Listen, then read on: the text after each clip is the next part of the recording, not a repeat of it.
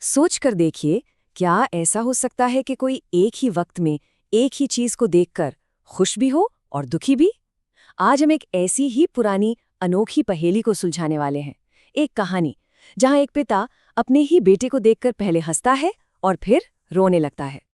और यही यही वो सवाल है जो इस पूरी कहानी का केंद्र है। आखिर ऐसा हुआ क्या था? एक बाप अपने बेटे के सोचिए दोबारा जिंदा होने पर खुश भी हुआ और दुखी भी। चलिए इस राज से पर्दा उठाने के लिए बिल्कुल शुरुआत से शुरू करते हैं। इस पहेली को समझने के लिए ना सबसे पहले उस परिवार से मिलना जरूरी है जिनके साथ ये सब कुछ हुआ। तो बात है कलिंग देश की।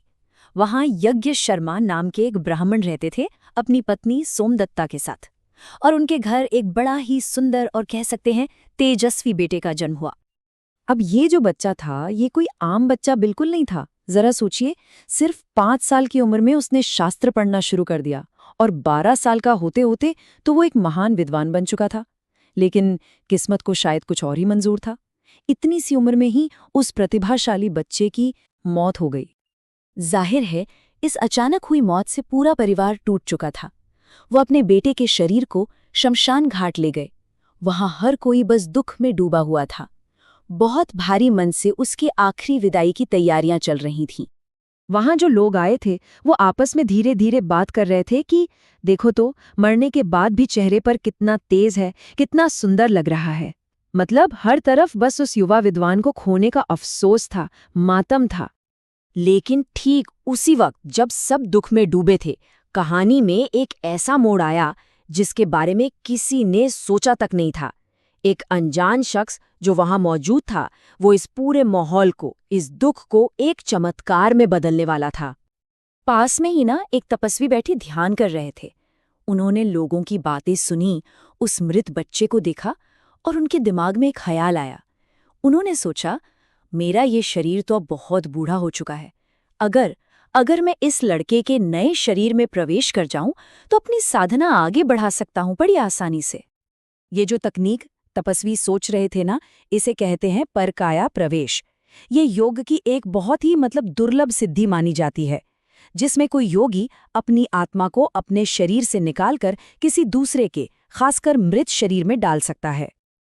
और फिर वही हुआ, एक ऐसा चमत्कार जिसे देखकर सबकी आंखें फटी की फटी रह गईं। तपस्वी ने अपनी योग शक्ति इस्तेमाल की और उस बच्चे के शरीर में प्रवेश कर गए, और अगले ही पल वो लड़का ऐसे उठ बैठा जैसे बस गहरी नींद से जागा हो। उठते ही उसके मुंह से रामकृष्ण का नाम निकला। अब ये देखकर वहां जो भीड़ थी वो तो हैरान परेशान हो गई और अपने अपने घर चली गई। लेकिन सोचिए उस पिता यज्ञ शर्मा के बारे में। अपने मरे हुए बेटे को यूं जिंदा होते देखना, ये उनके लिए एक जीवन बदल देने वाला अनुभव था। इस चमत्कार ने उन्हें अंदर तक हिलाकर रख दिया। उन्हें एहसास हुआ कि ये दुनिया, ये मोह माया सब अस्थायी है। बस उसी पल से उनका मन दुनियादारी से उठ गया। और ठीक इसी पल में वही हुआ जो हमारी पहेली है। इस पूरे चमत्कार को अपनी आंखों से देखकर यज्ञ शर्मा पहले तो जोर से हंसे और फिर अचानक अगले ही पल फूट फूट कर रोने लगे। तो अब ये जो गुत्थी थी, ये कहानी के राजा के सामने रखी गई। तो अब देखते हैं कि राजा ने इस अजीब मुश्किल सवाल का क्या जवाब दिया। और राजा का जवाब वही इस कहानी का पूरा सार है, पूरा निचोड़। राजा ने समझाया, पिता इसीलिए हंसा क्योंकि उसने तपस्वी को देखकर वो अनोखी कला सीख ली थी, परकाया प्रवेश की। उसे ज्ञान मिल गया था। और वो रोया इसलिए क्योंकि उसे उसी ज्ञान से ये भी एहसास हो गया कि एक दिन उसे भी ठीक इसी तरह अपना शरीर छोड़ना पड़ेगा। तो मतलब पिता का हंसना और रोना ये सिर्फ भावनाएं नहीं थीं, ये ज्ञान का एक गहरा अनुभव था, एक ऐसा सबक जो हमें जीवन और मृत्यु की सच्चाई के बारे में बहुत कुछ सिखाता है। तो इस पूरी कहानी से हम क्या सबक ले सकते हैं? देखिए, पहली चीज तो ये कि हमारा शरीर बस एक घर जैसा है, एक अस्थायी पात्र। हमारी आत्मा इससे कहीं परे है। और दूसरी और शायद सबसे जरूरी बात कि बड़ा ज्ञान कभी-कभी अपने साथ खुशी और गम दोनों लाता है। पिता को एक रहस्य जानने की खुशी हुई, पर उसी के साथ अपनी निश्चित मृत्यु का एहसास होने का दुख भी हुआ। और यहीं ये कहानी हम सबके लिए एक सवाल छोड़ जाती है।